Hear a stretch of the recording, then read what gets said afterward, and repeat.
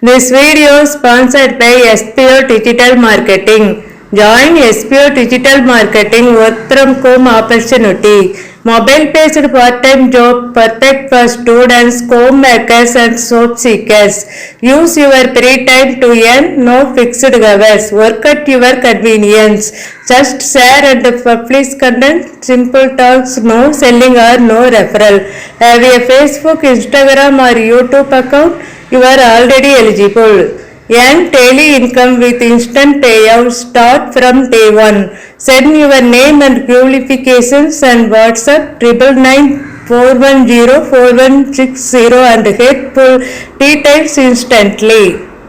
Skip பண்ணாதீங்க, பெரிய தப்பு. தினம் 300 ரூபாய் சம்பாதிக்க அரிய வாய்ப்பு. இன்ஸ்டாகிராம், ஃபேஸ்புக் பயன்படுத்த தெரிந்தால் போதும். Content post and content publishing மூலமா தினம் 300 ரூபாய் சம்பாதிக்கலாம். இந்த வேலை செய்ய 5 நிமிடம் போதும். Work training support, group communication support, all language customer live chat support, முக்கியமா சொந்தமா ஒரு பிசினஸ் ஸ்டார்ட் பண்ற அளவுக்கு உங்களால கற்றுக்கொள்ளவும் முடியும், சம்பாதிக்கவும் முடியும். இந்த வேலை வாய்ப்பு வழங்குவது 5 வருடத்திற்கு மேல ரன் ஆகிட்டு இருக்க நம்ம தமிழ்நாட்டு company school of business organisation private limited. மேலும் விவரங்களுக்கு டிஸ்கிரிப்ஷன்ல கொடுத்திருக்க நம்பருக்கு வாட்ஸ்அப் பண்ணுங்க.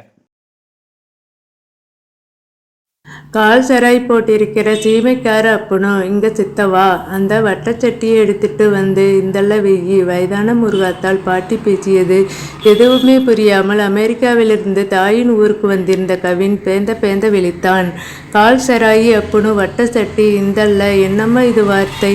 அந்த காலத்தில் நம்ம முன்னோர்கள் இப்படியே தமிழில் பேசினாங்க? தாய் ரமாவிடன் கேட்டான். ஊருக்கு ஒரு வார்த்தை மாறும். கால் சராயினா பேண்ட், சீமைனா வேற நாடு. அப்புன்னு சொன்னது இப்போ அப்பாவாயிடுச்சு. இப்போ வாழறவங்க இந்த பக்கம்ங்கிற வார்த்தை அப்போ இந்தல்ல அந்தல்லன்னு பேசினாங்க. தாய் கூறுவதை கேட்டு வியப்பில் ஆழ்ந்தான்.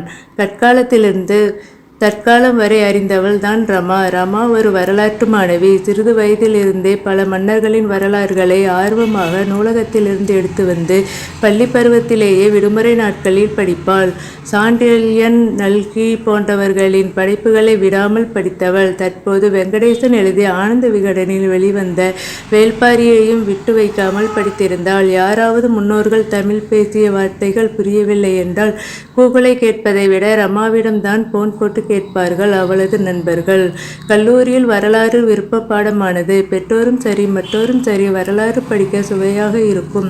ஆனால் சுவையா சமைக்க பணம் தராது. வேலை கிடைக்கிறது சிரமம் என பலரும் சொல்லியும் கேட்காமல் பிடிவாதமாக தான் விரும்பிய வரலாறையே படித்து தேறியவளுக்கு வெளிநாட்டு வரன் அமைய வேறு வழியின்றி சம்மதித்தாள். குழந்தைகள், குடும்பம் அவர்களது விருப்பத்தை நிறைவேற்ற காலத்தை செலவிடும் நிலையால் படித்ததை பயனுள்ளதாக இயலாமல் போனது.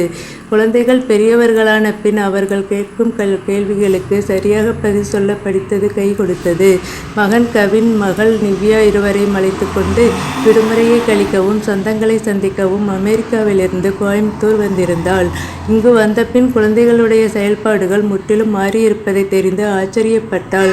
நாம் படித்துள்ளபடியே தெரிந்து கொண்ட குழந்தைகள் ஊடுருவி பார்ப்பதை கண்டு வியந்தாள்.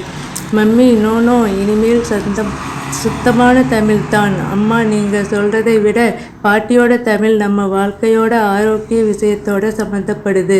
அப்படியா? எப்படி? அப்பாங்கிற வார்த்தை சொல்லும்போது வாயை முழுசாக திறக்கணும். அப்போது வெளியில் இருக்கிற காற்று உள்ளே வரும். காட்டுக்குள்ளே இருந்து கூப்பிடும் பொழுது குப்பை வாயில் நுழைஞ்சிட வாய்ப்பு இருக்குது. அப்புனுங்கிற வார்த்தை வாயை பெருசாக திறக்காமலேயே சொல்கிறதோட கடைசியில் ஊழ முடியறதால உள்ளே இருக்கிற சூடான காற்றும் வெளியேறிவிடும். அசுத்தமான குப்பைகளும் உள்ளே வராது. இப்போ ஏசியில் வாழ்கிறவங்களுக்கு இந்த பிரச்சனை இல்லை. அந்த காலத்தில் காடு சார்ந்த வாழ்க்கை வாழ்ந்தவர்களுக்கு அப்பாவை விட அப்புனு தான் சரி. இது பெரிய விஞ்ஞானமாக இருக்கே. மகன் கவின் சொன்னதை கேட்டவள், இவ்வளவு படித்தும் நமக்கு இந்த யோசனை வரலையே என ஆச்சரியத்துடன் யோசித்தவாறு மகனை அழைத்து இறுக அணைத்து முத்தமிட்டு வாழ்த்தினாள் ரமா.